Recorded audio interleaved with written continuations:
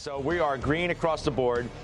454 is the yield on the 10-year note. We tell you that every day because that's a big reason these inflation prints have pushed yields down and pushed stocks up.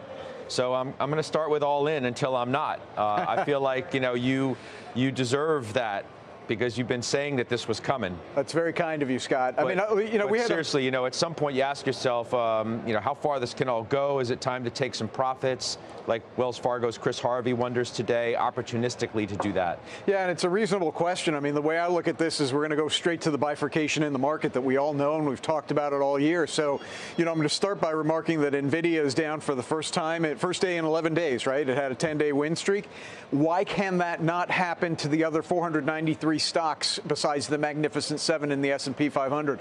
It's a rhetorical question, but I'll answer it. It can happen, and I think it's going to happen. Now, I'm not being so foolish as to say all of them are going to rise in the next 10 days, but these stocks have been sold. They have been sold mightily while their operational results have, for the most part, come in much better than expectations. Why is that? Folks, there's a simple answer. This market has been afraid all year of a recession. With the economic data that we're getting, not just inflation slowing, but the Empire State Manufacturing Survey, retail sales, it is clear that as the Fed moves to the sideline, this economy is very far away from a recession and may well, I think it probably has a 75% probability of skirting through without a recession, that this cycle continues. And if that's the fact, those other 493 stocks are going to see their share prices catch up to where their operational results are, not the other way around, which is what the market has feared all year. All right. So, Joe, the bottom line is Jim is making an argument to finally buy the equal weight S&P, buy all those stocks that haven't done well, that this is their moment. He basically said as much just now. He did cite retail sales as if it was a bright spot. I mean, it fell for the first time since March. Okay, so it came in better than expected, but it did fall for the first time since March. There was Bank of America data out this week, too, which wasn't exactly glowing about where consumer spending is heading.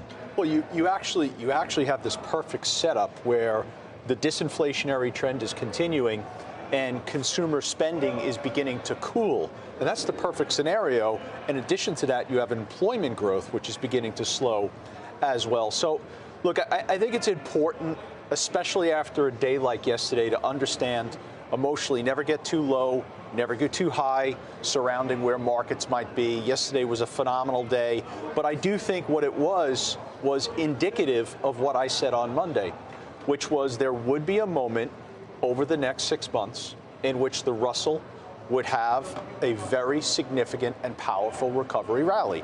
That's what we witnessed yesterday, and I think that is the first step, the first bit of evidence that you take as an investor where you say to yourself, to Jimmy's point, aha, maybe it's time to think about rotating away from mega caps. Maybe it's time to think about rotating into equal weighted and some of the smaller caps. Answer those two questions you just asked yourself. The answer to that question resides in where I'm invested.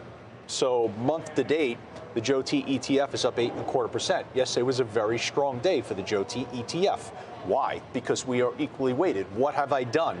The trader in me has tried to sell some futures, some S&P futures, some NASDAQ futures. Jimmy saw me doing a lot of that. It didn't work yesterday. And quite candidly, today it didn't work as well. So what that tells me is internally within the market, you've got a very strong market.